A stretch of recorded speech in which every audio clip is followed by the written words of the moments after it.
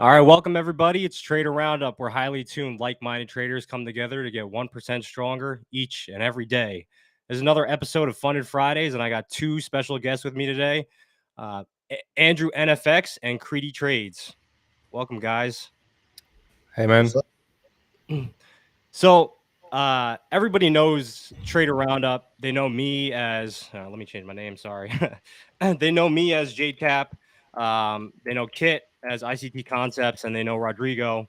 We're all ICT traders, but you guys are not ICT traders. So kind of introduce yourself. Maybe start. We'll start with Andrew, and then we'll go to Creedy and introduce your guys' selves and let us know like how you got started in trading, how you found funded trading, and what's your journey been like?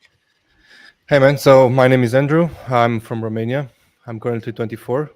I've been trading for almost 5 years, and I'm not an ICT trader because I never studied it. I went the long road.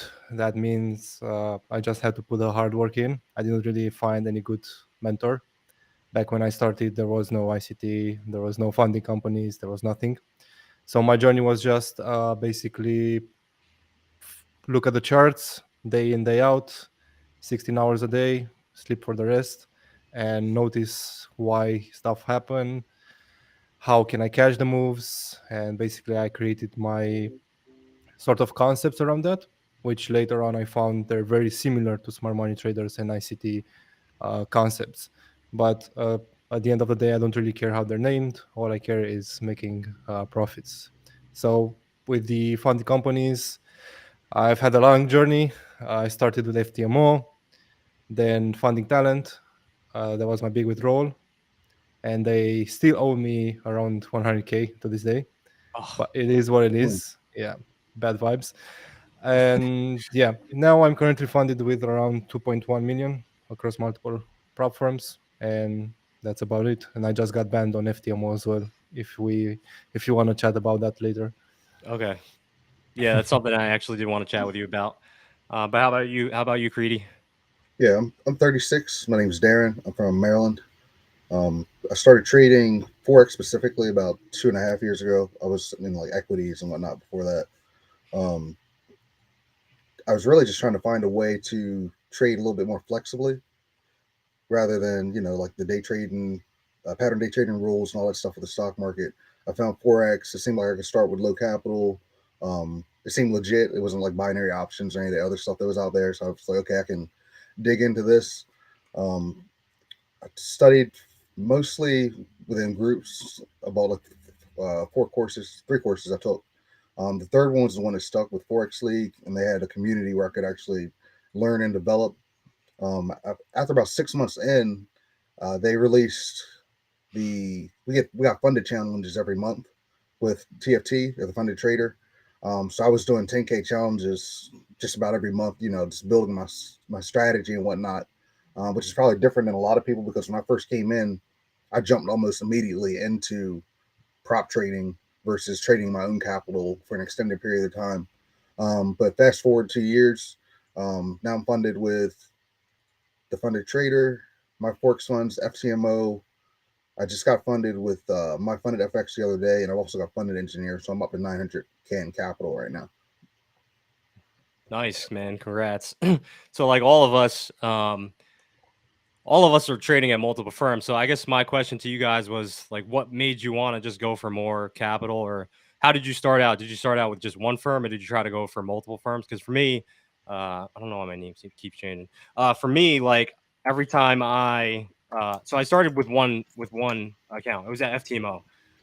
I got a really big payout. You could say I was kind of gambling. Everybody knows like I took a huge Bitcoin short on 400K. So I made like 10% in a day almost, and that kind of jump started my capital and my prop firm career, I guess. And I took a lot of those profits and just reinvested it in in more firms and more capital. So how did you guys get started with with prop firm trading? Did you just start out small? Like was it a 25K, 50K accounts?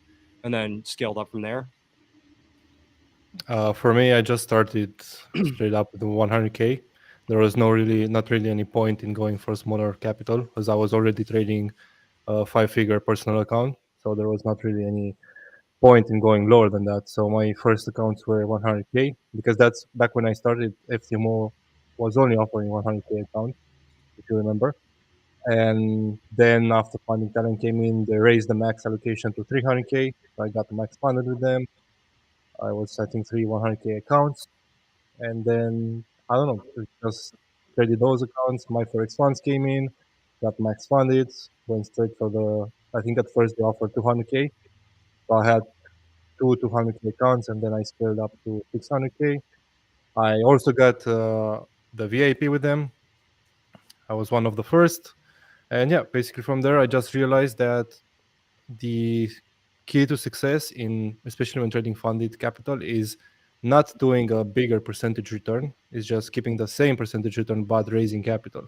Yeah. Also cycling through So accounts. You know, so you had mentioned too, like you never really found a mentor. So did you just teach yourself, or like what is your strategy typically? It's basically the same thing as you guys trade. I think it's just watching the higher time frame, and then I only the big key of my trading is I only trade during the first hour of London and the first hour of through New York. So I guess they're called kill zones. I just figured by Mm, watching the data on my pairs that that's when moves happen. So I just focus on that, and from also understanding that there's only two moves that happen in a certain day. So there's the London move and then the New York move. And if I miss that move, then I'm not gonna look for a reversal or and that's where a lot of people go wrong. They see London pushing 20 pips and they start selling, or then price retraces and then they start buying again, and yeah, they just that's such a good they take losses. that's such a good point because a lot of times I find once that first move happens, a lot of times you've already missed it. And Exactly. Yeah. if you try and get in, a lot of times it's either going to retrace on you or you're just not going to get an efficient price. So I think a lot of people, if they just remain patient, if they miss the move on the day, then there's nothing wrong with Yeah. just coming back tomorrow, right? Yeah. There's not any more available moves, so it's either you're gonna lose a percentage from your account, or you're just gonna wait for the next session, Exactly. the next move. So I mean, do you talk with any other traders or did you kind of learn on your own? Like were you just in a room by yourself just studying? Just in the room with myself, bro. It's just sleeping for 4 or 5 hours, watching the charts like I'm an addict. And I don't know, it just kind of clicked. And I also have a very good memory, so I just remember patterns and I remember how price moves. And one big key to my success was just focusing on a few pairs. So first I started trading gold. I just traded gold for a year nonstop every single day, and then I added Euro USD, GU, and now it's just the three main pairs that I trade. And then you learn how it moves, you learn it has certain patterns, and then it's not that difficult, right? You just wait for the time to trade in, you see some confirmation, you take the trade, you have a good trading plan, and then trading is not that hard. It's just Yeah, and like psychology. I love what you brought up as far as like not trying to go for outsized gains because if you can't manage a small account, there's no way you're going to manage a big account. Yeah, But of course. if you can pass the 10K challenge, you can pass the 200K challenge, you can pass the 400K challenge. It's the same Yeah, parameters, same risk parameters. It just messes with your psychology because now you're Mhm. managing more money than you're used to, right? Right, right. yeah, but it's just levels to this game, It's the right? same, Yeah, yeah. there's a There's balance. levels exactly, Mhm. Yeah, but it's the same as far as your strategy, your risk management. Everything's the same. You just the numbers are just getting bigger. exactly. Yeah, yeah. Everything's scalable. For me, I had to really take a step back. So when I first started, I was doing the free 10K ones with our group, um, which turned into a 50K if you passed it. I did okay with the 50Ks. I was trading the 10Ks the best, but I was impatient like a lot of people, and I wanted to really, you know, make returns without even truly knowing how to trade efficiently yet. So I was like, oh, I'll try 100K and that'll give me more room for drawdown, or I'll try 200K and that'll, I have more margin for error. But it really just opened me up to bigger losses, bigger pains, bigger headaches, harder emotional hits, and psychological impacts. So eventually, I don't. It only took me one 200K attempt to realize that hey, like this isn't the way to learn for me. So I backed it down to the 10Ks, and I got really efficient at the 10Ks. I developed some systems as far as my risk management, position sizing, and whatnot. Something that was really replicatable and scalable. So then when I came back to the 50Ks, I was trading, I was operating exactly the same. It was just different numbers. And then eventually I got comfortable with the 50s, and then I went to the hundreds. And just back in, I want to say February was when I got January, February, I got comfortable, like really solid with the 100Ks. And I was like, okay. And at this point, I had, I think, like 4 or 5 accounts with TFT, smaller ones, 10Ks, 50Ks, hundreds. I was like, I'm going to go to FTMO because, in my opinion, they had the strictest parameters. So I was like, if I can go here and pass this 200K challenge, I can go anywhere and do this. Mm-hmm. And that was the mindset that I had. And once I passed that one, it was like out the gates from there. Just 200K here, 200K there. You win some, you lose some, but just make sure you maintain more than you lose over time was the biggest key. It's like, hey, if I'm going to lose this 50K due to a breach or something, I need 100K to replace it. If I lose 100K, I need a 200K to replace it as I make that journey and still learn from the loss itself.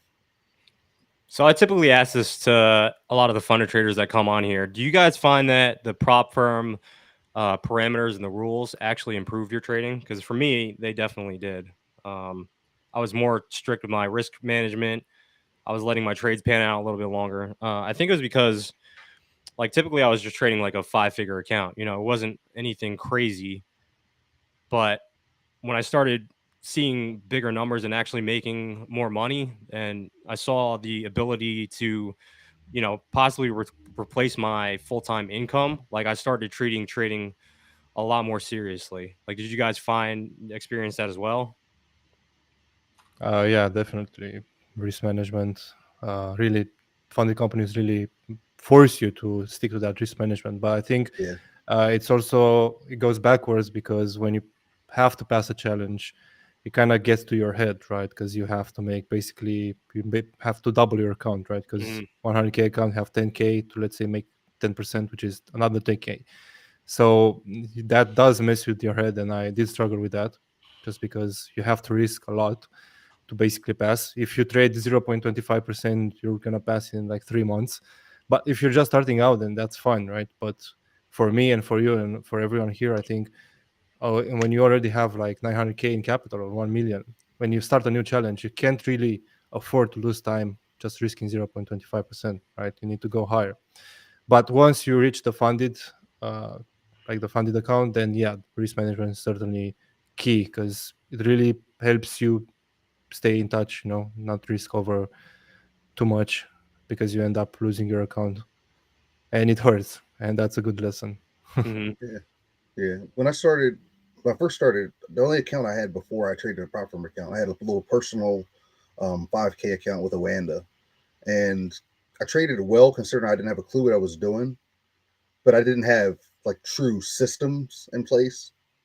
So when I started the prop challenge, I was like, okay, I've got these parameters. I got max drawdown. I've got max daily drawdown. Like, how do I avoid all of these traps?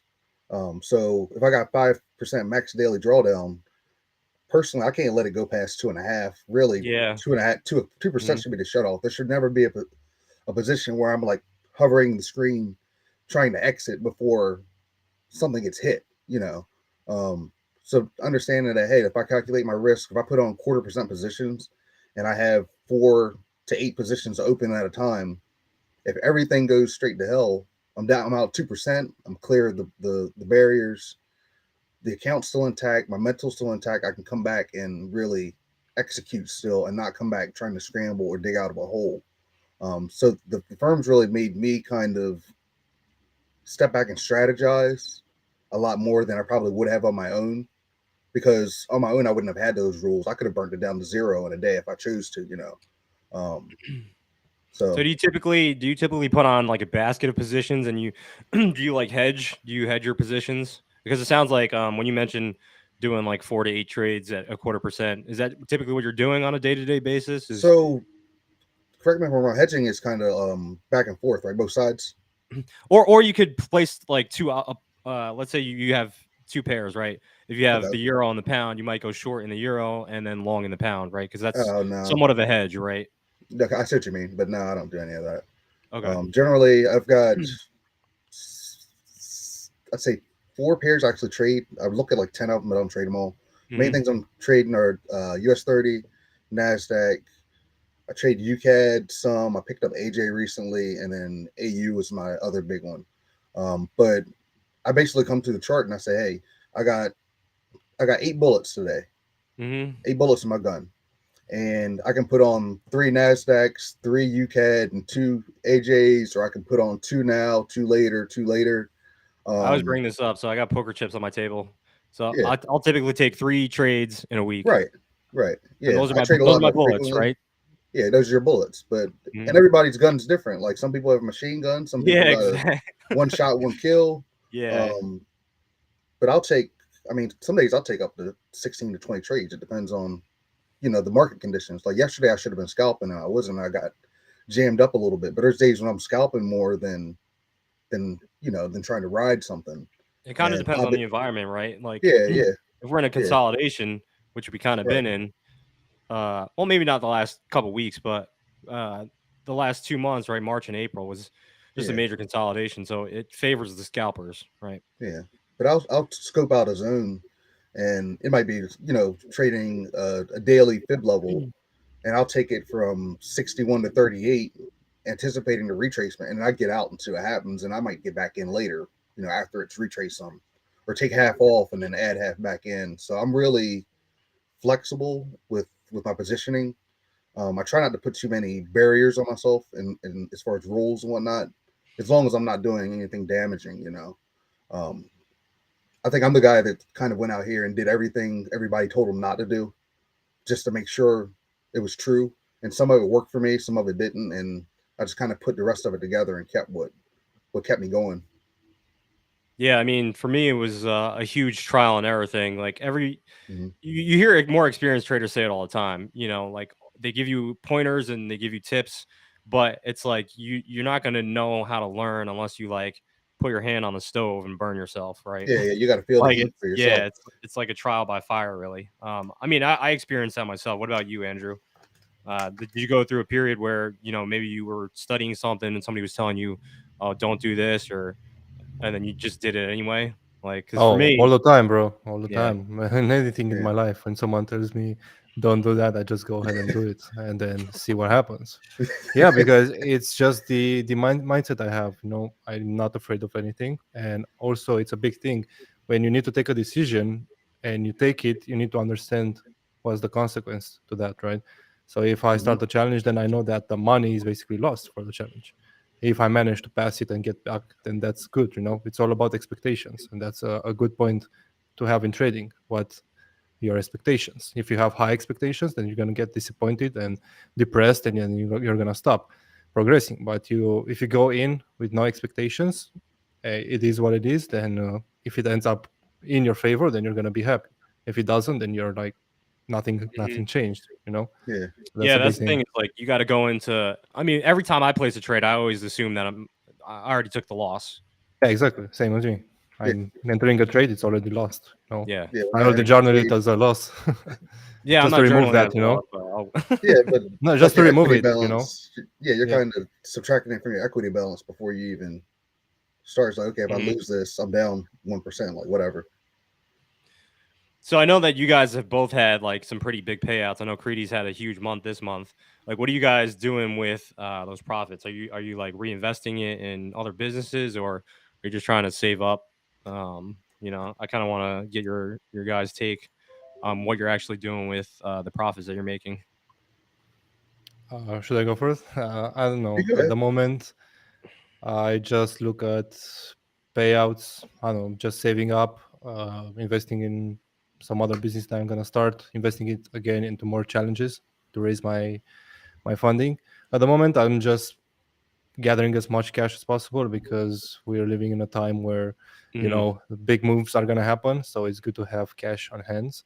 So I just been stacking and then keeping it close, just investing it into some crypto trading here and there, some stocks, some NFTs, some projects, just small amounts, and then just keeping more to myself. Hmm. At some point, then what money comes in just doesn't make any big difference, right? You get Yeah. 20, 30K in a month, doesn't really make such a big difference, and just throw it Well, in the especially if pile you have and like a forget nest about it. egg, right? If you already have a nest Yeah, egg, anything that comes in is just extra. yeah, exactly. So Yeah, I don't know, buying stuff, whatever a normal guy does. Hmm. yeah. It's a little different for me because I'm coming from like I'm still working full time. Like I'm off today, of course, but I'm trying to eliminate a lot of debt that I've incurred. After during COVID, I made a job switch and we did some other things. My wife transitioned to self-employed, so we took some risks over the past couple of years, knowing that we had good credit and we are going to kind of leverage it to try and see what we can make happen because no risk, no reward, right? Um, no need in having excellent credit if you're not going to use other people's money to make advances. So right now I'm just working on paying down some debt and just trying to build that nest egg, or I call it my buyout package, where basically I've got this money where if I decide I don't want to work anymore after a particular date, I want to focus on trading and other things. Just buying my freedom back is all I'm focused Hmm. on right now. Like, Yeah, like what is your end goal? Like what I guess what number, what how many months worth of expenses do you want to have saved up before you decide to make that leap? And is it your so plan? Is it your plan to make that leap? Like, or do you plan on working for a while, or so is my full time my job trading? doesn't get in the way. Hmm. I'm an insurance agent, so I work remote from home every day. I have to go in the office like once a month, so it doesn't stop me from trading because I trade Asian session and New York. So it doesn't affect that at all. So it's kind of I want to get out because like there's like freedom on the other side of the fence, kind of. But at the same time, it's not stopping me from doing what I need to do. So right now, I think I'm going to ride it out for a while and see how far I can take it. Um, with that cushion. Ideally, I'd like to have 6 months. But if I can stretch this out to the point where I've got 12 months, 18 beyond, I mean, that would be ideal. Because I don't want to put any unnecessary pressure on myself or my Exactly. family. So I'm not in any hurry to get out. Let's put it that way. Hmm. So, I guess like what are your guys' goals as far as trading? Like, are you guys still trying to improve, or I mean, for me, I'm always trying to improve. Like, there's always something I could be doing better. Like, do you guys feel like you're almost at the peak of where you think your trading could go, or do you think there's more room to improve? Because for me, it's just right now, there's only so good my system is going to get. Like, I'm just trying to tweak specific things, but there's only so much optimization that you can do with a specific strategy before it's like tapped out, in my opinion. So, like, where do you guys stand as far as your trading journey? Do you guys think you're going to start picking up new strategies or start studying fundamentals more, or you kind of just figured I have my system, I know what I'm looking for, and I'm just going to keep repeating the same process? I think you can always improve yourself and your strategy. Even now, I keep adding stuff because I see new things happening. And it's also about how you manage different market conditions. Like you see, dollar has started to rally up again. How do you manage and how do you trade when there is no pullbacks, there is no continuations? How do you manage? Do you scalp? You need. I see like I don't see it as a strategy. I see it as understanding the market. Because if you understand the market and you have all the weapons, you can trade any type of condition. Now, let's say today, London session, I can scalp on the 5 second, let's say, take a trade, a 1 to 2. And then the next day, I can wait for a 4 hour setup and take a trade with a 15 pip stop loss, right? I need to know how to do both. So I think I'm constantly improving, constantly adding new stuff. And my goals for trading wise, is to increase my capital, maybe double it by the end of the year, have around 4 million, and then just focus on the easiest setups that I can find, like lower the risk, lower my mental pressure, and just keep it up as automated as possible. See the setup, take it, and then move on. Right? It's just a balance that I see trading. It's the balance between the mental stability and the money you manage and the risk you make and the money you make. Because there were times where I was making a lot of money, but I was trading the whole day. I was scalping, and my mental took a really big hit, and I had to take a step back. And then ever since then, I try to keep a balance. I So, think like, that's have a you noticed as your capital increased, you because for me, like, as my capital increases, I'm actually trying to reduce my frequency. Like, I'm not yeah. trading as much.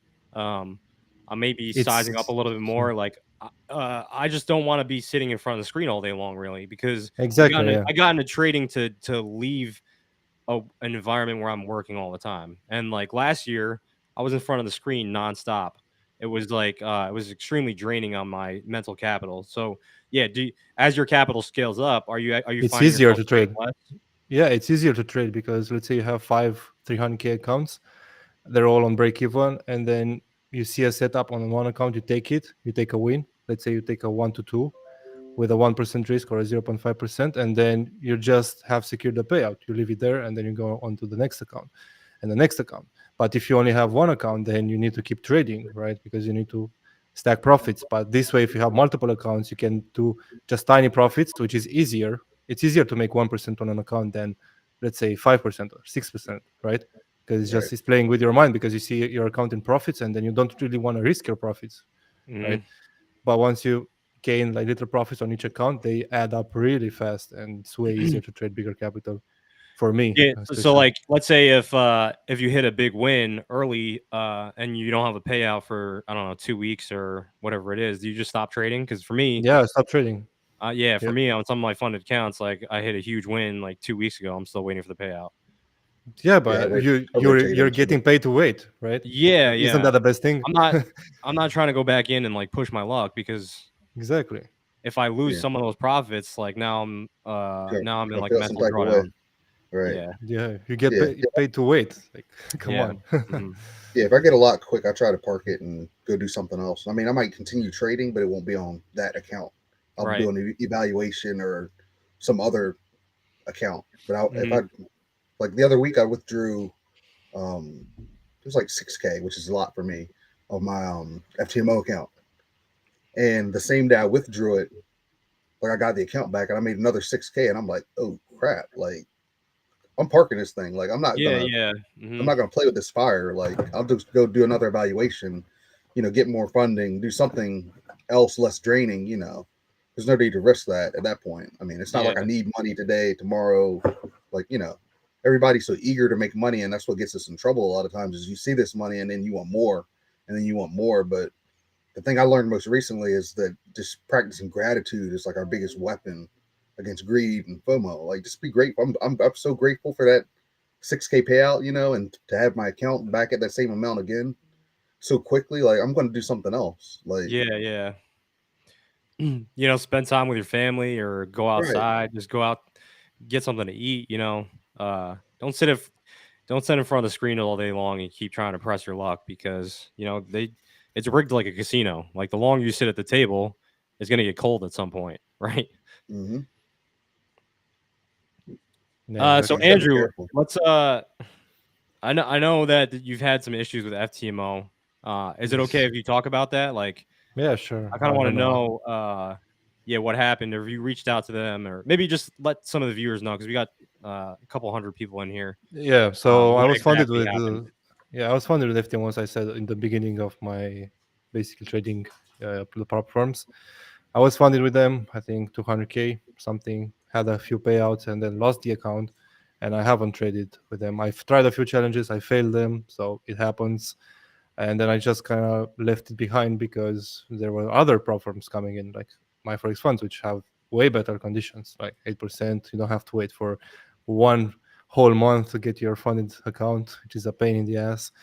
Mm-hmm. So yeah, I think last month, I was basically getting funded with a lot of capital. I added a lot of capital, and then I thought I want to add a max funded for my business account, right? To make like on my business account just so I can get some profits there and not just on my name. So the two options that you have is through forex funds. They allow like business tax IDs to purchase the accounts and have the agreement and everything, and FTMO, right? So I got funded with through forex funds, 200K account.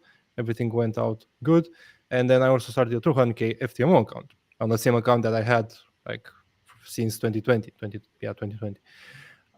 So I passed first phase, and for those accounts specifically, I know I risked when I take a challenge, I risk between 2-3% all the way to even 4%. I just push it because I trading the live accounts and I don't really have a lot of time. It's not really worth my time to trade and focus on the challenges. So I think I risked 4% on the first trade and I lost it, and then the next trade I risk again 4% or 3%, something like that, and won basically a 1 to 4 or 1 to 5, I think, and just got past the first phase. everything good. Waited for 10 days. Verification came in. Again, I took a trade, 3%. I lost it. And then the next trade, I took another 3% trade. And I think it was around 160 lots on Euro USD with a 2 pip stop loss. Yeah. And that just went my way. I passed the verification in that trade. That's a And I lot. just, That's a big trade. That's a I really big mean, trade. yeah, but the stop loss was really small. I got a good entry. I was like, just let's finish this. And then, yeah, I passed it. So 2 weeks, almost 3 weeks, 3 weeks later, right? 10 days on verification. I'm waiting for the funding account. I'm like, okay, I'm just gonna do the documents for the agreement with my business. I put them in, I uploaded them, and then 1 week passes by, no update. I keep chatting with them, asking them about my funded account. They say you have to wait. I don't know, just bullshit. And then I got that email that I posted on Twitter. I don't know if you saw it. I did, yeah. Yeah, they warned me that I risked way too much in the challenge phase. I got 160 lots on EURUSD, and that was not good with them and everything. And they basically said that if I continue doing that, they're gonna cancel my account. But I didn't even have a funded account. I didn't receive it yet. So I just posted that on Twitter as a fun thing, and the caption was, "Am I not trading a demo account?" Because it's obviously a Yeah. demo. Wait, so did you So, get the funded? Did you get your funded no, I account? didn't get it. I didn't get it. So I was still waiting for the funded account after a week, and I Oh, posted that on Twitter. Am I not trading a demo account? And that made like 200K views in like 2 days. And then 2 days later, after that tweet blew up, I tried to log in and just said your account has been disabled due to violating, I don't know, and stuff like that. Posted that on Twitter also, and then I basically got an email from them 2 days later that they said my tweet damaged their their company a image, lot. yeah. Yeah, their image a lot, and that I was not transparent with the post, even if I just screenshotted the email, that it's against their terms, which they're right. I'm not supposed to post communication emails, but I didn't really think it's a big of a deal, right? If you're a company and you do an action, you just why are you trying to hide it, right? Right. It doesn't matter who sees it. Mhm. And they basically went after the fact that in 2021 I think I had like 4 or 5 failed challenges. So they attacked that and said, basically, I'm not a good trader because I'm risking way too much and I failed like this amount of challenges in 2021, and that I was not transparent with my audience because I didn't say that. But that was That's not relevant interesting. to what. I know there's Yeah, people that are out there that lost way more than yeah, Right. but at the end of the days, I cashed in more than I paid on the yeah. challenge, so it Mhm. doesn't really matter. And there's so many But firms yeah, out there right now that it's not really affecting you too much, right? yeah, and they went after that and basically said either I fix the PR damage that I did by being transparent, like saying on Twitter that I lost 5 accounts and I'm not a good trader, or I don't know what they wanted me to tell, or basically just delete the tweets and get my refund, and then I'm banned from for life from their forum. I just went with the refund because there was no point in trading with them after waiting 1.5 months to just trade the 200K account. And I was like, no, Yeah. it's not really worth it. So that was the story. Yeah, it Oh was quite wow. funny. It was quite fine. I'm more annoyed at the fact that I wasted 1.5 months just Yeah, because Right. doing you're never gonna get that 0.01 time back, lots. right? Yeah, Yeah. and the thing with platforms is they never tell you at first. Like when you purchase the challenge, they don't say anything, or after you pass the first phase, they don't say anything about your trading. Only after you finish the whole challenge, they say something, or even when you get to your payout, they say something about your trading stuff or something that you did wrong, right? When they need to pay you, but when you pay them, they don't say anything. So I don't think that's pretty good. But I mean, it's an unregulated business, so you don't have anything to do. Yeah. What can you do? What can you do? Yeah. Hey guys, so I'm gonna take a quick break. We're gonna when we come back, we'll answer some questions in the chat and open up the panel, I guess. And hopefully, Kit is in it. Kit's in here right now, but he's been in here and he hasn't said anything. So we'll take a quick short break, and when we come back, we'll answer some of your guys' questions. All right.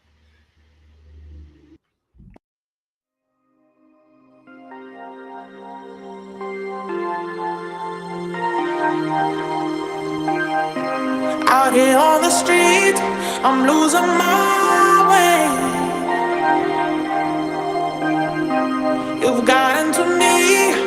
that's my mistake.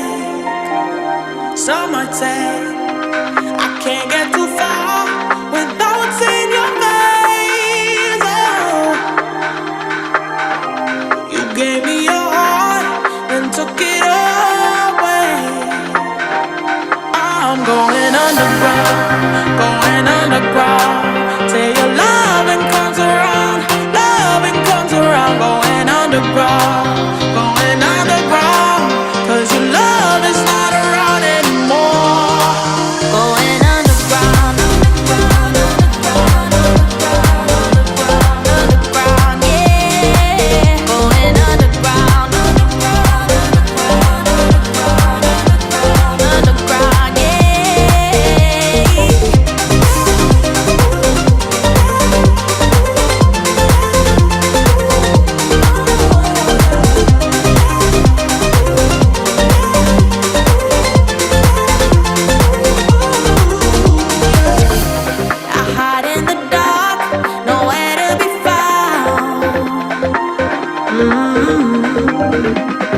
there was a spark, there's now only doubt. No, no, I've said it before, I'll say it again. Oh, I thought you were sure, now you're a losing. I'm going underground, oh, yeah. Going underground, oh, no. Till your loving comes around, going underground, 'cause your love is not around anymore. Going underground, yeah. Going underground,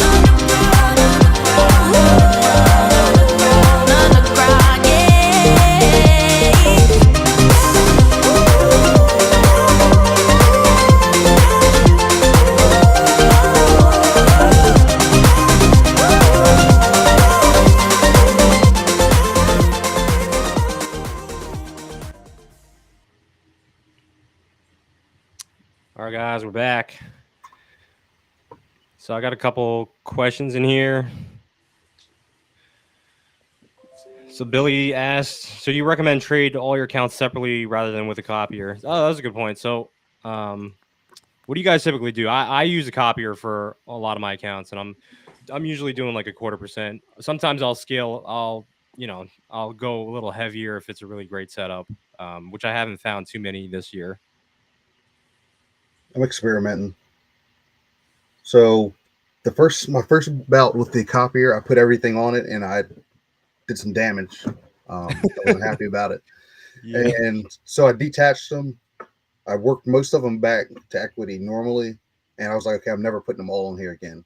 I take that back because I know now, looking back at it, sometimes you look back and say, okay, I got lucky or I wasn't ready or whatnot. I know I wasn't ready to do that now.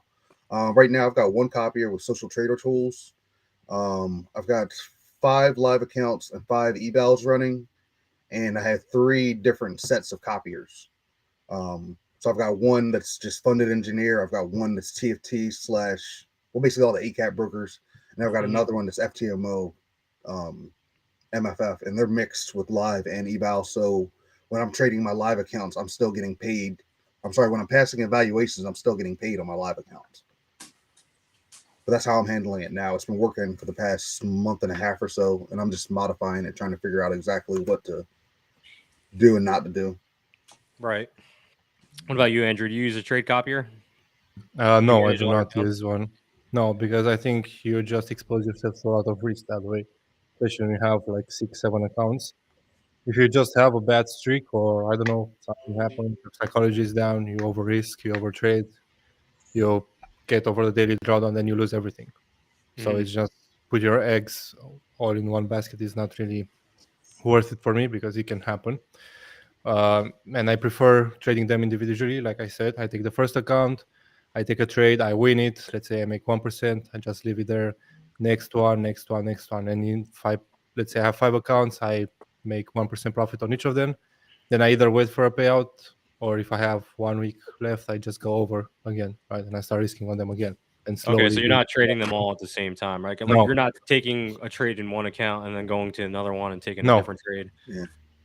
No, So just they're just trading sitting one there, account right? until it's in profit. Maybe I Okay. lose 2 or 3 trades. I keep trading that account until it's in profit, and then I move to the Right. next one. That way, it just minimizes the risk for me. Yeah, you got to be careful how much you're exposing when you get on the copier. It's like Jade, I know you're a lot more skilled than most, so you can handle a lot of accounts on there. Like when I put 5 accounts on one, it was like I was still thinking about the 4 in the background. I couldn't Yeah. trade just the one. Mm-hmm. So just being careful with how much you expose yourself at a time. And then the other thing I forgot to mention is I don't have them all attached all the time either. So like I might have some attached and I get a decent amount of profit on a particular account and I pull that one off and I trade Yeah, it yeah. You just turn with it it off, still. right? Yeah, just turn that one off. So there's Yeah, so many there's a bunch. ways to Yeah, there's a handle bunch it. of ways to manage all your accounts. I don't think there's any one right or wrong way to do it. Like, It's I just think like trading, man. It's it all whatever comes down works to for personal you. preference, really. Yeah, it's whatever works for you. Mm-hmm. I So, mean, in my opinion, it is good to have some accounts that are not in drawdown, right? Like if you take one loss on one account, at least you can go to the next one and maybe it's not in drawdown and trade that one. Yeah. so I had a question for you guys. Yep. For each one of you guys, I guess all three. Quickly, best moment as a funded trader and the worst moment, right? Like, couple sentences. What was the best feeling on this journey? And then what was one of the worst? I'll let you guys go first. Let me go first because you guys are probably going to trump all mine. So, best moment was about 3 weeks ago or 2 weeks ago. Wow. Yeah, I'm still pretty new. I don't know if you were on or not. I've been trading like 2.5 I've years. been on. I've had kind of a bad Okay. connection a little bit, but I'm Okay. still meeting you guys for the first time as well. So it is nice to meet you guys, by the way. Yeah, pleasure's mine, all mine. But yeah, I just got profitable. Like I finally eclipsed my profitability point back in November, and like everything from then has just been, just okay. I'm not worried about losses. Let me just see what I can do and manage what I've got. Best moment for me was probably about 2 weeks ago. I had my first 10K live day, and then first 10K live week, and then the following week on Wednesday I had my first 10K live day, and I was like blown away. Like this is what I've been working towards. Like this is what awesome. I put all this time into. This is what this is what it's all about. But 2 years ago, I would have rushed. I would have gotten it and blown it up. And it's like God will give you things when you're ready for it, not when you want it. Because you got to show that you can be a good steward and be faithful over a few. Because if you can manage the small accounts, eventually you can scale up to the point where you can manage the larger live ones. Because it's all you're still trading. It's just managing risk, putting on some sizes and stuff. But for me, getting to that point was like, okay, I've done all the hard work is paying off basically, and now I need to just manage and just continue to execute and just keep improving. But that was my biggest one. My worst moment. On the flip side, the first funded account I got funded was January of 2021. I got funded on a 50K with TFT. I got the account, and this is one of those moments where I say you look back and you're like, oh, I got lucky. And I look back now and I should have never had that account. I got lucky when I got that first funded account, and I can say that confidently now. And I had it 2 weeks, gone, toosh, like poof, gone, done, burnt up, 2 weeks. And it was like the worst feeling ever because I thought I had made it. I thought I'd gotten to the promised land to where I was trying to go. And then to squander it so quickly, it was really, really hard on my psychology and my mental, just realizing that something that took me 2 months of trading to get, I mean, a year and a half of education, but 2 months of like actually pushing the button, getting in and out, managing trades, to lose it that quickly, it was just like, okay, let me step back and make sure this never happens again, or at least not in this fashion anyway. Like, yeah, we're going to lose accounts, but not like this.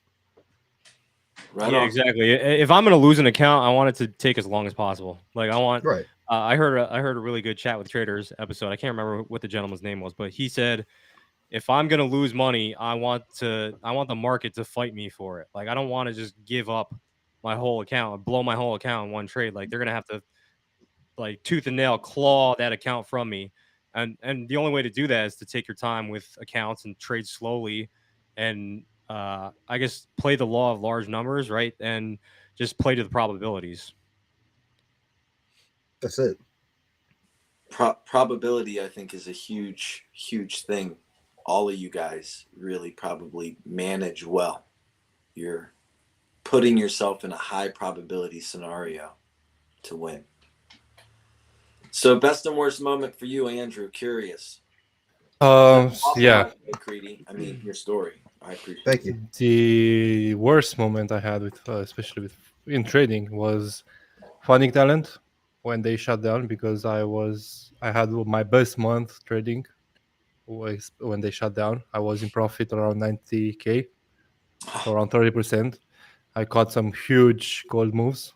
Was that And heartbreaking at the time, though? Like, did you feel Uh, elated with the trading ability and then not to get, like, you I mean, chasing yeah, I cereals, did. right? I I mean, Yeah, it was heartbreaking for, I don't know, a day, and then I a just moved day? on. So you Yeah, were I pretty mean, it is what it mechanical about it. is. Yeah, it is what it is, right? I knew the risk with funded companies, that basically, as I said, the expectations we have. So I So did you risk a weren't lot. counting it as money that you had made, even though you No, made it. no, It I was Yeah, only it's counted when not I yours see it in until it my hits bank. your bank account, right? right. Exactly. So yeah, it was hard, because I worked for a whole month and I stressed the fuck out, basically, because I was just trading gold like crazy, risking a lot, making 90K is like 30%. So it was really huge, and I just wanted to cash it out and then just forget about trading for like a month or two, just get it in. And yeah, they shut down. I did manage to get around 20K out of it. So I was like, still fine, right? Still 20,000. So I got that. And then I took a break for 2-3 months from prop firms. I think more Oh, than so that, they did maybe pay you half a some of year. it. They didn't pay you all of it. Yeah, they did pay, I think, around 20% or something like that. 15%. That's probably all they had left in cash reserves. Yeah. So So it was, you it made them was go broke. heartbreaking, but yeah, it is what it is. And then the best moment, I think it was maybe this year, beginning of the year, because I was sick for New Year's Eve. I was with my wife in Barcelona, and we got sick, and we didn't really do anything for New Year's Eve. New Year's Eve, so we just slept earlier, and then the next, I think the first trading day was 2nd of January, if I'm not wrong. So that first day of the year, I was just super focused because I didn't party, I didn't drink, and I took some trades. Took trades. I took 2 trades on my fund accounts, and I made around 20 something thousand in like a few hours.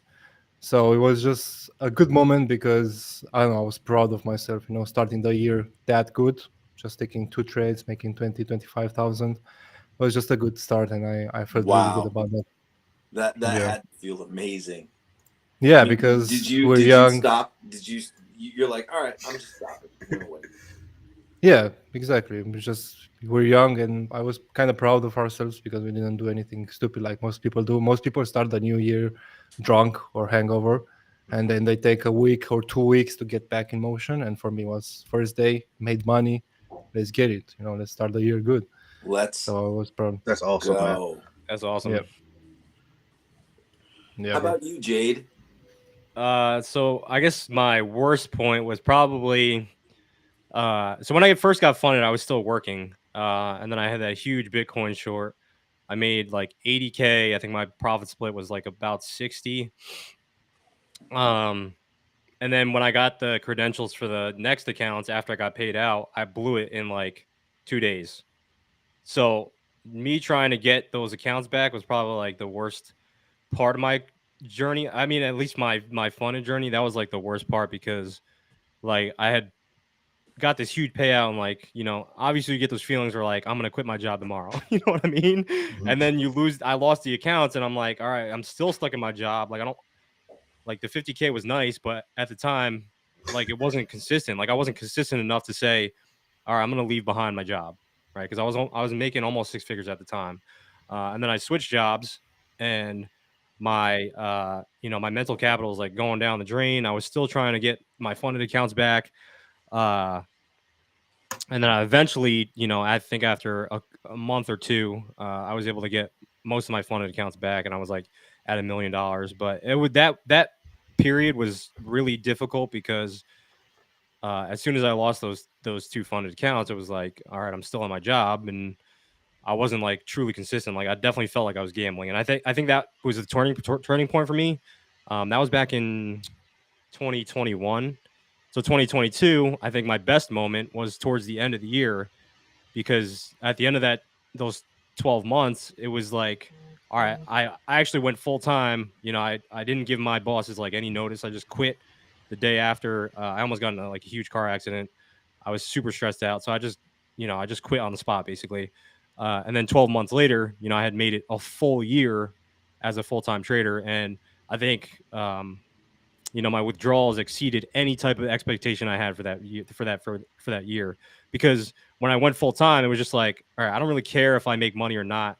At the end of this year, I'm gonna know where I stand. And I think where I ended up was like levels beyond where I thought I was gonna be. I thought I was gonna kind of just scrape by and figure it out along the way, but I kind of like, you know, Crushed it. I had some months where it was like, 50, 100K months, Yeah, and it was like, you're wow, like you're one of the most successful funded traders here on Funded Fridays, which adds a lot of legitimacy to the conversation.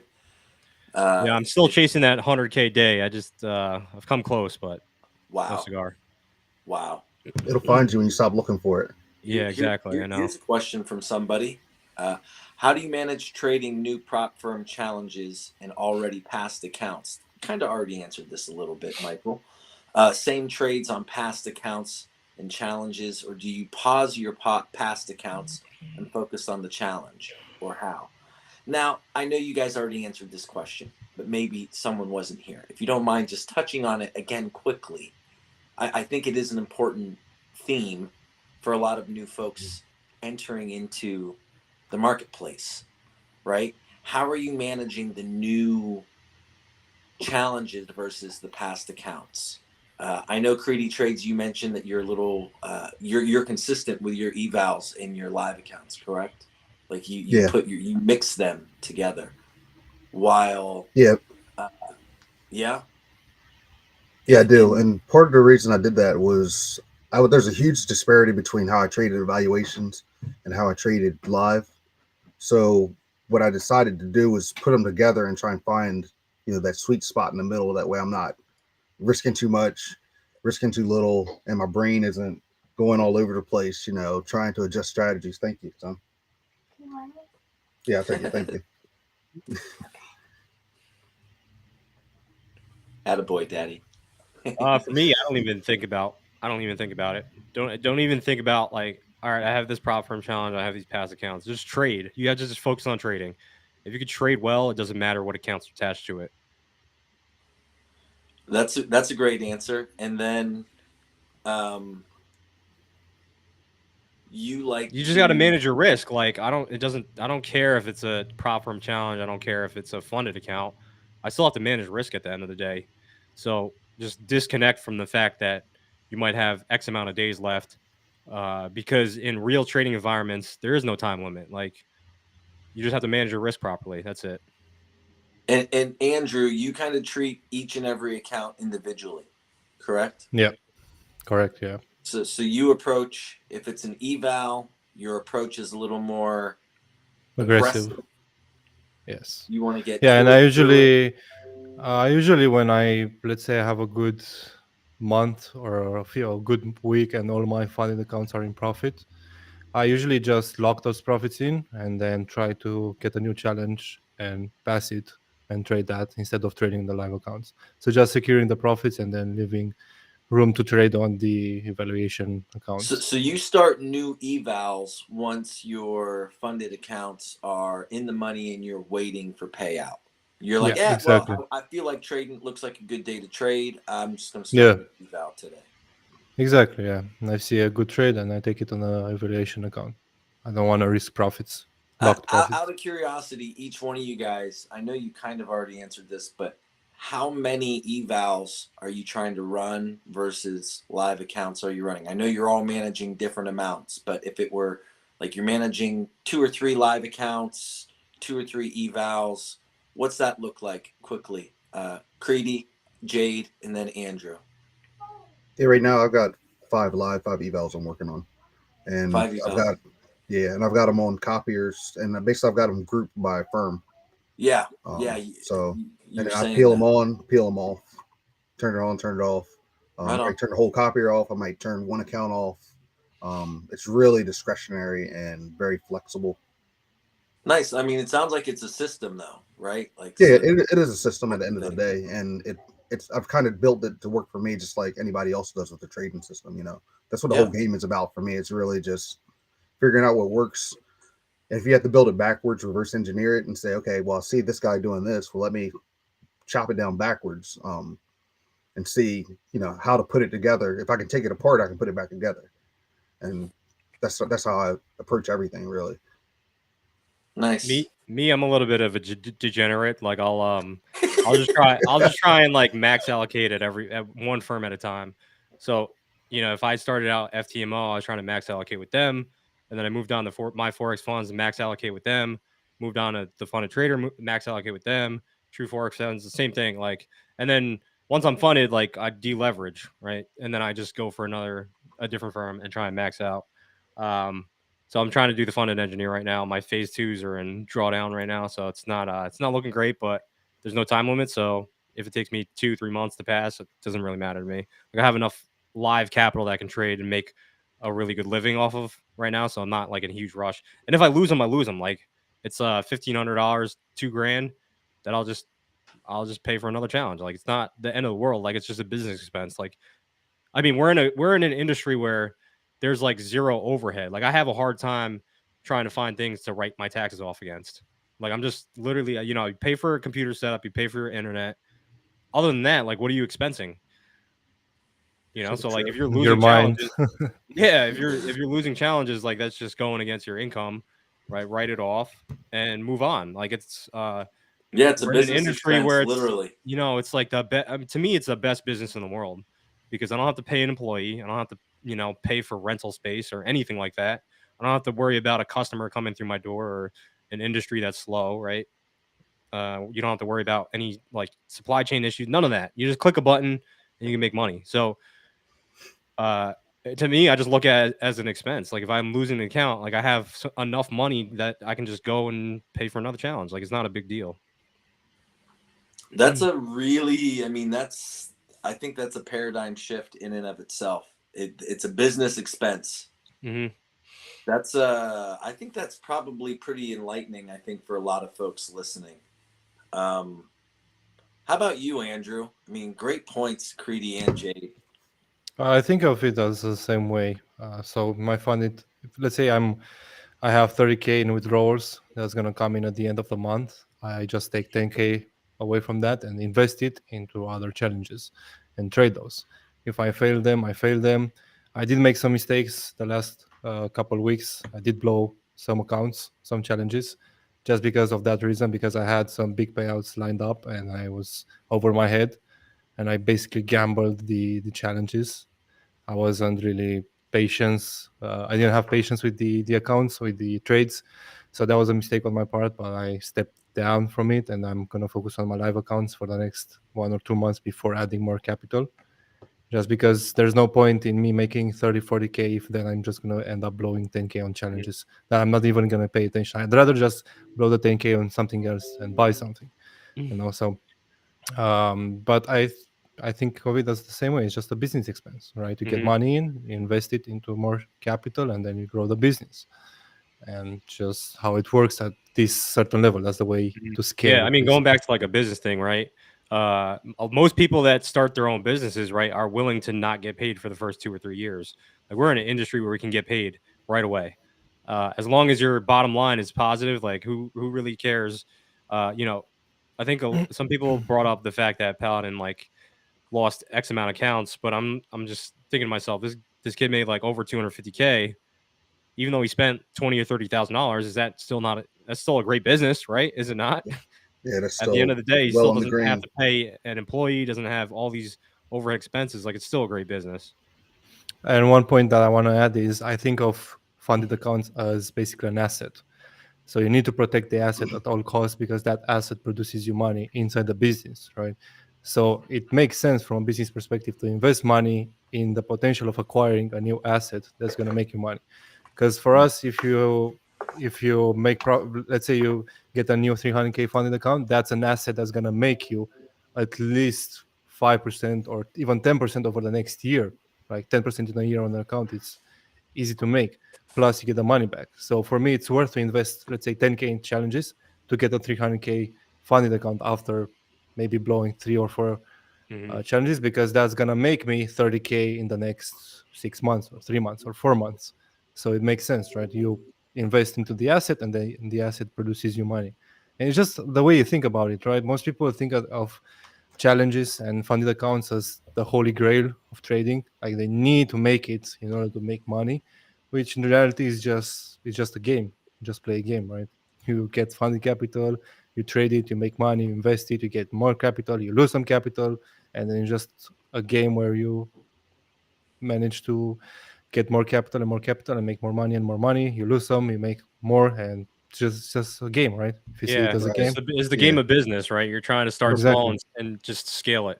Like the best Yeah. exactly. businesses, I think, are the ones that find a product or service that works and then scale it infinitely.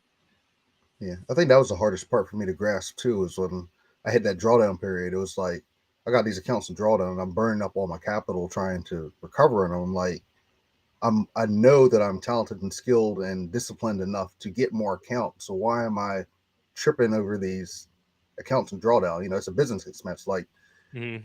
honestly, if you pass the challenge, you get your refund. At minimum, get your refund. You're risk free. I mean, Yeah. if you can get your refund and a payout on the account served its purpose. I mean, the only thing you're losing at that point is time. And when I realized that, that helped me be a little bit less reserved as far as my mental capital, and just be like, okay, like I don't need to trip over this account that's in drawdown. I've got another eval that's halfway funded. It's going to be double the size of this one anyway, so it's go or blow. Let me bring it back or let it go. I mean, but holding on to the accounts in drawdown was really damaging for me. It's Mile High Dave asks, how can you start this as a business? It's pretty simple. I mean, you can just write. You can open up an LLC. I'm not sure if you're in the States, it's a little bit different maybe than Europe or anywhere else. But you just open up an LLC. Everything is just ordinary income anyway, so you can even do it. I think without a business, you can find ways to expense certain things. Obviously, you gotta talk to a CPA. So there are certain things you can write off, certain things you can't. You can write off like office expenses. You can write off failed challenges. You could write off utilities, stuff like that. There's only so much you can write off though. You can't just start paying zero on your income on your income taxes. That's what I started to Um, realize you too. can you can Was pay for you can get real estate and depreciate it. Like there's certain things you can do that to be a little bit more tax efficient. But I'm in New York, so there's really not too many things I can do to like avoid taxes unless I own a ton of real estate that I can depreciate against my income. um, what other questions we got in here? There's some really good questions in How here. much of your income comes from prop firms and how much in my own capital? I'm not even really trading my own capital right now. yeah, I'm not either. Listen, trading your own personal capital is way different than prop firms because, again, like when you take that loss, like Creedy was just talking about it, when you take that loss, that's actually your money that you're losing, right? If I'm just trading prop firm capital, if I take a big loss on the day on my funded account and I've already gotten paid out, I'm not losing any money. So I think trading your personal capital, right? There's pros and cons to it. I think once you get over a certain point and you can be conservative with your risk management, then maybe trading your own personal capital is a good idea. But as you're like building, prop firm capital is giving you the leverage without any of the risk. So I don't really have any need to trade the personal capital. Yeah, that's what I came to realize when I stumbled across the firms was, hey, I've got 5K that I'm willing to lose of my personal money, or I could go buy a challenge for 10% of that 5K. That's going to give me 10 times. I'm sorry, Yeah. 20 times Mhm. the amount and leverage. And if I blow it, I can go get 9 more of them. Let's just say if I don't, Yeah. if I don't make it. So I mean, starting from the bottom, prop firm's the way to go. Um, Eventually, I want to get to the point where I can have personal accounts. Like I want a personal account with a regulated broker like Oanda, but I know I'm going to need a substantial amount of money to trade it the way I want to. Yeah. And I'm going to get into futures. Listen, because once you get to a certain point with the funded trading, like you have your personal account's got to be 200 or 250K to right, try and match that, to try right, and match that level of income. And then yeah, at that point, yeah, you're risking your own money and you can lose your money. Yeah, same for me. I don't really trade personal capital anymore. Last time I traded was, I think, a few weeks ago when I think I had 1K into account and I just basically gambled it. I mean, not gambled, but I just took a trade and swinged it for the week and got it to 10K in a week, and then I just withdrew it because it's not really any point in trading your own personal capital, right? It's just Yeah. easier to trade with capital yeah. that you have no investment into. Simone When you think asks, about the leverage, okay. go ahead. No, I was going to say when you think about the leverage, it's like how much work do you want to do to get paid, and you're doing the same amount of work to make less money. Like why not? You know, that's all. Yeah, I mean, like Yeah. try and take your 2,000 account and turn it into 20K, right? Yeah, You know, like to get that 20K drawdown limit, you might spend 2K to 4K. Try and take that to 20K in the same amount of time, in a month or 2 months. It's like impossible to do. So yeah, the leverage that prop firms provide is a huge advantage. So yeah. For me, I Simone feel asked, like you'll be if you good. identify as a business, you need to be a professional. No, so like you don't need to be a professional. You don't need any licenses or anything. Really, when you're just opening up a business, it separates what you're trying to do is just separate your finances. Really, you want your business expenses and finances and everything different, separate from your personal income. That way, it's not just all commingled together. Because when it comes time to your taxes and your expenses, like you can't commingle your personal expenses with your business expenses. Like that doesn't make any sense. So, in order for you to open up a business bank account, you got to have an LLC. You got to have an EIN. So go and set up an LLC. Just you want to be able to separate all your business with your personal, so you know exactly what the business is bringing in. You know exactly how much is going out, right? And maybe you have your own other personal income that's coming in. But if you want to really keep track of all your expenses for your business only, like there's no better way than having a separate business bank account and tracking all those expenses through your business entity. Yeah, anybody that's serious about trading, like actually like serious about trading, I recommend they do that right away. Because for me, when I did it, it it it added another level of seriousness to what I was doing. I was like, okay, like I got a QuickBooks account, I got a business checking, like Mhm. I got a P&L. I'm running reports. I'm trying to see what I'm spending, what I'm making, and but for me, it was different too because I worked in retail for a long time, and I had to manage books and stuff like that. So for me, it was kind of natural, and it was more. It made it feel more serious as a business. Like, okay, I'm an actual business. This is Cready Trades. This is what we're Mhm. bringing in. This is what's going out. Are we making money or are we not? And that's Yeah, it. yeah. And it doesn't cost a whole lot to set it up. It's like $400. Yeah, it's like Bank accounts $300 here in Maryland, and free. bank account's free, right? Yeah. Yeah. Like if you're concerned about making or losing $400, like you're in the wrong place anyway. Yeah. So this person says I can start an LLC. So you don't need to trade for the LLC, right? You can still have your personal name on your funded accounts. Just when you withdraw, just send it to the business bank account. That's your business income. Or yeah, you could set it up where if let's say if you have your own personal account at Oanda or something, you can open up a business account under the LLC and trade for the business. I think if you do it I think you might be able to do it under an S corp. That way you can avoid some self-employment taxes too. Or you got to pay yourself a reasonable salary. Again, like I'm not an accountant. I'm not an expert. You got to reach out to a CPA. Billy asks, so I've been graphing every week trying to get ready for my first challenge. I know I'm profitable and can make 10% every week. Yeah, see, if you're scared to mess up, it's you have to ask yourself, like, are you actually willing or ready to lose that money, right? If you're paying for a challenge and you're scared of losing that assessment fee, then maybe you're not ready, uh, or at least in a personal spot where you're comfortable losing that money. Like, I guess for me personally, it was just a small percentage of my weekly paycheck or my biweekly paycheck. So if I lost it, I was probably going to spend that money on something dumb anyway. Like, it wasn't life or death for me if I lost the account. Yeah, you got to Which I know repurpose. a lot of people out there are doing it. It's do or die. Like, all in. I'm spending all my money on these funded challenges, and they're uh, they're putting more pressure on themselves than they really need to. I don't think we do. We have any other questions in here? I know when you guys said that you guys got to hop off in a little bit.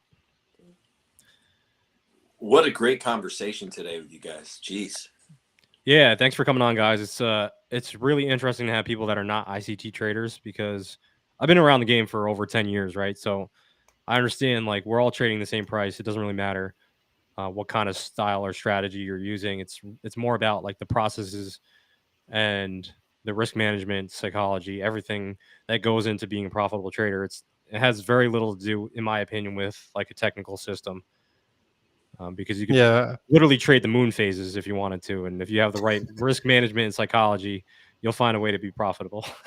yeah. I want to add something to that because most people, when they start, especially I see it all over my communities, my Instagram, Twitter, people tend to focus on the wrong stuff. They tend to focus on, oh, you're trading ICT, or you're trading smart money concepts, you're trading Fibonacci, you're trading retail. That's not good. This is the way to trade it. Trade tartar soup or whatever it's fucking Mhm. called. It doesn't fucking matter at the end of the day. Yeah. It doesn't matter how you trade. And yeah, people go Well, after they're trying me. to They make it say, like they're trying to make it a measuring contest. Like, yeah, my yeah, system's Yeah, the exactly, best. right. My system's the best. That's so exactly, I got the exactly. holy grail, and And nobody's then trading better than me. And like, yeah, there's millions of other people that are out there trading better than you.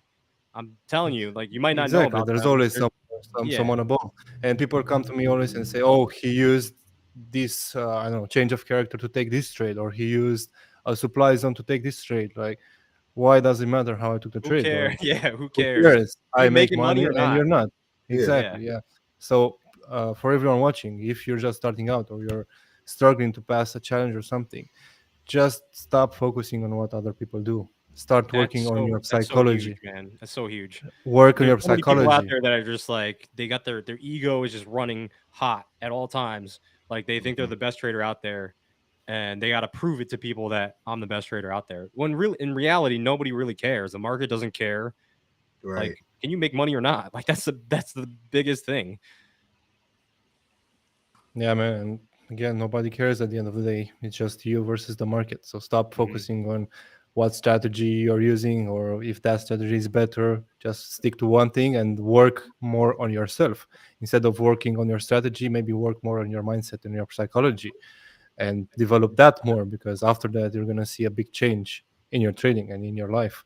And then you can trade anything. You can trade off. I know people who are trading Fibonacci retracement, the 0.62 level, and then just take the trade with 1 to 1 or 1 to 2, and they are making big money. They Mhm. just stick to one thing, and they have a really good risk management, and that's it. You can trade anything. Yep. And when I see people saying that I can make 10% a week, but I can't pass a challenge, maybe you're going about it the wrong way. Maybe make it 10% a week is not that good. Maybe in theory it is, right? They think about a 100K account. I make 10% a week. I make 10K a week, but that's not the reality of it. And Yeah, we yeah. all know Yeah. it, right? So maybe look at it the other way around. Maybe look at how you can make 2% in a week over a few months, or maybe how you can make 1% a week even over a few months. That's going to help you a lot more than wishing for trading the 1 minute time frame, the seconds time frame to take 6 trades in a day, and have 1 to 10s and stuff like that, which doesn't really work. Yeah. In Stop trading, focusing I on that. always find like the less you, I mean, less is more in my opinion. Yeah. The harder you work at trading, it doesn't equate to more profits. Like No, not at all.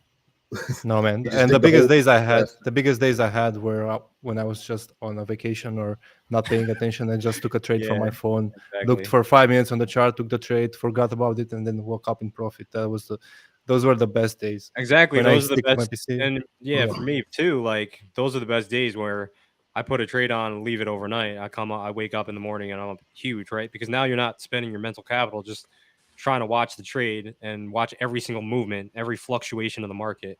Like it's best if you just place the trade and just walk away, honestly. Yeah. Yep. Yeah, a lot of Remove people yourself. focus on the wrong things too, though. Because like you want to make 10% a week. Like, what are you risking to get that 10%? And if you don't So- hit a 10%, right, what are you doing? Yeah, I don't know about you guys, but I never set goals on what I'm trying to make. I don't ever do that. Because if I No, me don't neither. perform, like what am I going to do? I'm going to just go back in the market and try and push it again. Like exactly. that's not how you operate. Yeah, I just If the got to work market's from not that. going to give it to me, then I'm not going to try and press it. Expectations, like I said, if you set low expectations that you have a 99% chance of hitting, like making 1% in a month, and you can hit that every single month. So if you set low expectation, then you're gonna be happy if you make 5% or 6% or 7%. It doesn't Yeah. matter. But Yeah. Like if you my have a high expectation is expectation, I just want to be net positive. I don't even care where I end up. Like Yeah. yeah, if as long as I can make money, I know I'm going to have those months or those weeks where I'm doing 10, 20, 30K, right? it's still All right. good. Well, I guess on that note, we'll wrap it up here. I know this probably ran on a little longer than some of you guys could stay on, but I appreciate you guys coming on the podcast. Again, this is Trader Roundup. We're just trying to bring people together and get 1% better. It's great to have two people that are not ICT traders because the majority of our community is. So, it's great to have you guys on. I love seeing the success.